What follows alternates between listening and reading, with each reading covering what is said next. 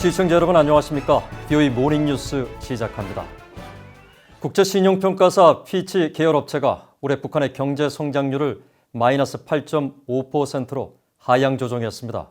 대북 제재와 함께 신종 코로나 바이러스 여파로 중국 경제가 크게 위축되면서 북한의 광업과 제조업 등 대외 부문이 계속 타격을 받을 것으로 전망했습니다. 조상진 기자입니다. 국제신용평가사 피치산하 컨설팅 업체 피치솔루션스는 지난주 발표한 북한 보고서에서 북한의 올해 경제 성장률을 최소 마이너스 8.5% 역성장할 것으로 전망했습니다. 피치솔루션스는 연초 북한의 올해 경제 성장률을 3.7%로 전망했었는데 신종 코로나 바이러스 여파로 지난 5월 말 마이너스 6%로 크게 하향 조정했다가 이번에 다시 마이너스 8.5%로 더 낮춰 잡았습니다. 마이너스 8.5%는 북한 경제가 고난의 행군으로 바닥을 쳤던 1997년 마이너스 6.5%보다도 2%포인트가 더 낮은 것으로 북한 경제가 올해 사상 최악을 기록할 수 있음을 시사하는 것입니다. 피치솔루션스는 이 같은 요인으로 신종 코로나 바이러스의 장기화와 이에 따른 중국 경제의 위축, 그리고 북한의 지속적인 핵과 미사일 개발에 따른 국제사회의 대북 제재 여파 등을 지적했습니다. 신종 코로나 바이러스의 지속적 확산으로 세계 경제가 암울한 상황에서 불확실성이 계속 증가해 올해 전 세계 경제 성장률이 마이너스 3.5%로 하향 조정됐는데 북한도 크게 영향을 받을 것이라는 설명입니다. 보고서는 특히 북한의 최대 교역국인 중국의 올해 경제 성장률이 30년 만에 최악인 2.2%로 둔화할 것으로 전망하면서 그 여파로 북한의 대외 무역이 가장 큰 타격을 받을 것이라고 내다봤습니다. 또 중국과 북한 모두 코로나 바이러스로 연초부터 국경을 봉쇄한 후유증이 올 하반기에도 경제적 압박 요인으로 작용하면서 북한의 핵심 산업이라고 할 수 있는 광업과 제조업에 어려움을 가중시킬 것이라고 분석했습니다. 피치솔루션스는 북한 당국이 어려움을 타개하기 위해 건설 활동을 강화할 수 있다면서도 코로나 바이러스로 인한 불확실성과 원자재 수급 차질로 인해 북한의 건설업도 올해 어려움을 면치 못할 것으로 전망했습니다. 그러면서 북한이 신종 코로나 바이러스 확진자가 없다고 주장하고 있지만 대규모 코로나 바이러스가 발병할 경우 경제 상황은 현재 전망치보다 더 악화될 위험을 안고 있다고 지적했습니다. BOA 뉴스 조상진입니다. 유럽연합 EU가 최근 한반도에 불어닥친 태풍과 집중호우로 북한 주민 약 540만 명이 피해를 입을 수 있다며 북한 내 수해 상황에 대해 우려를 나타냈습니다. 유럽연합 집행위원회 산하 인도지원사무국은 11일 공개한 북한 수해 상황 보고에서 최근 한반도에 상륙한 5호 태풍 장미가 강풍을 동반한 많은 비를 뿌리면서 이미 장마로 수해를 입은 북한에 더 큰 피해가 우려되고 있다고 지적했습니다.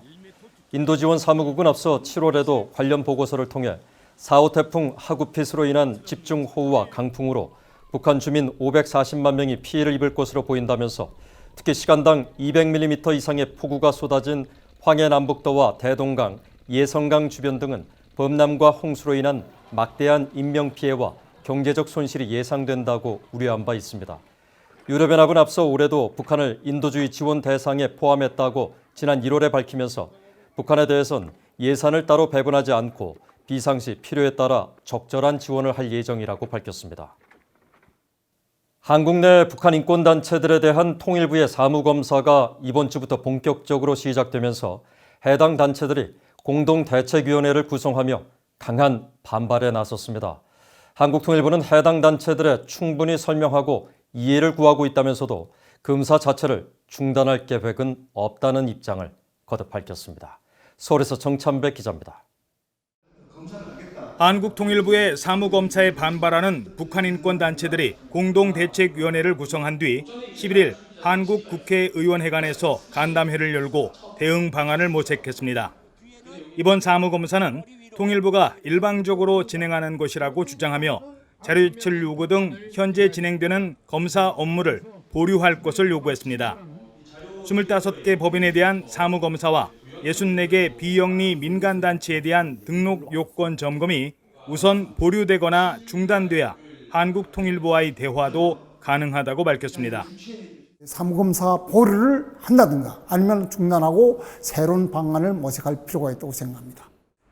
특히 이번에 사무검사를 받게 되는 25개 법인 가운데 탈북민이 대표를 맡은 곳은 13곳이나 된다며 통일부가 북한 인권단체를 다루는 탈북민 단체를 사실상 표적검사하는 것이라고 주장했습니다.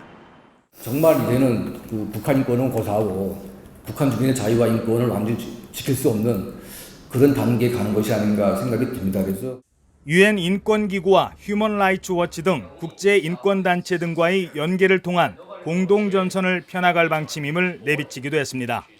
다양한 방식으로 연대하고 공동 전선을 펴겠습니다마는 저는 국내법이 우리의 중거법이 아니라 글로벌 스탠다드, 국제 규범이 우리의 중거법이 되리라고 확신하면서 이번 주부터 시작되는 한국통일부의 사무검사는 통일부 소관 비영리 법인의 설립과 감독에 관한 규칙 제8조에 따라 법인에게 업무 서류와 회계장부, 그 밖의 참고 자료 등을 제출받는 형식으로 진행됩니다.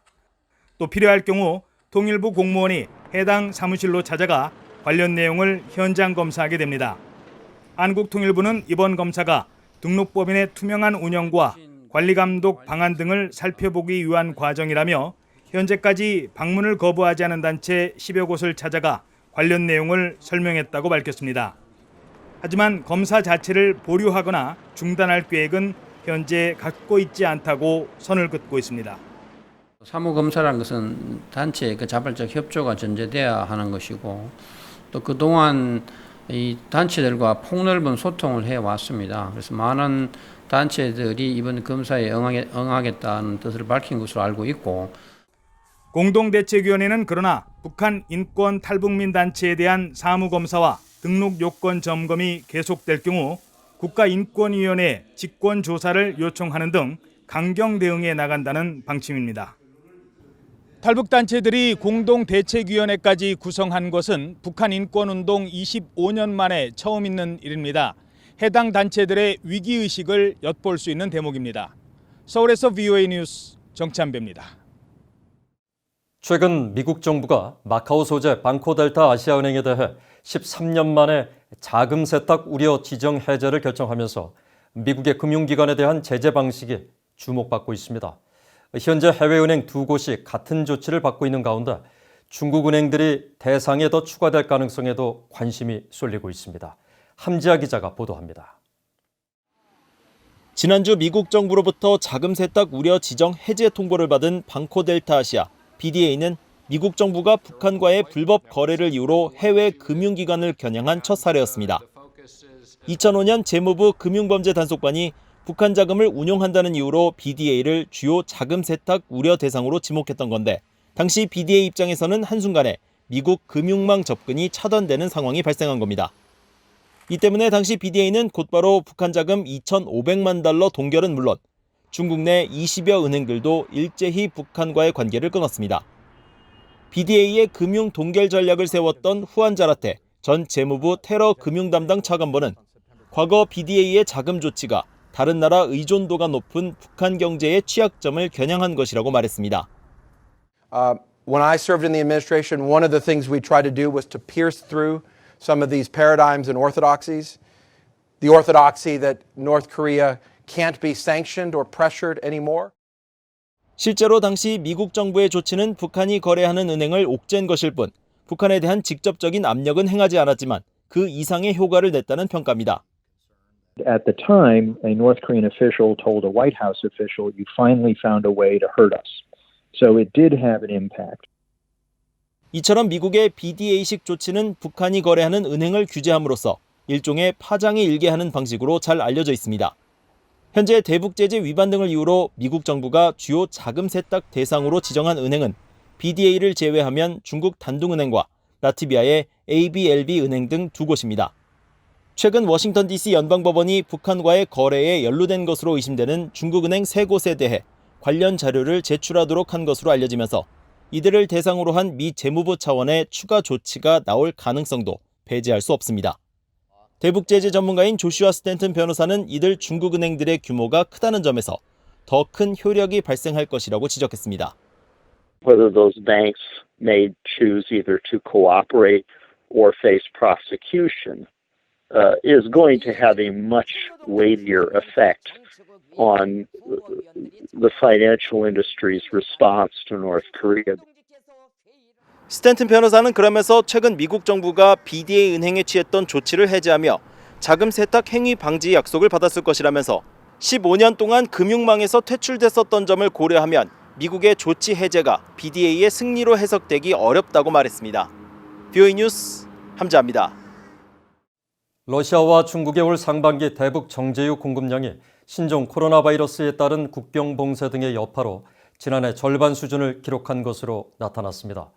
유엔 안보리 대북제재위원회는 최근 공개한 대북 정제유 공급량 자료에서 러시아가 지난 6월 한 달간 정제유 1,320톤을 북한에 제공했다고 보고했다고 밝혔습니다. 이에 따라 지난 1월부터 6월까지 러시아의 대북 정제유 공급량은 총 12,799톤을 기록한 것으로 나타났습니다. 또 중국은 지난 6개월간 북한에 정제유 2,817톤을 공급한 것으로 파악됐습니다.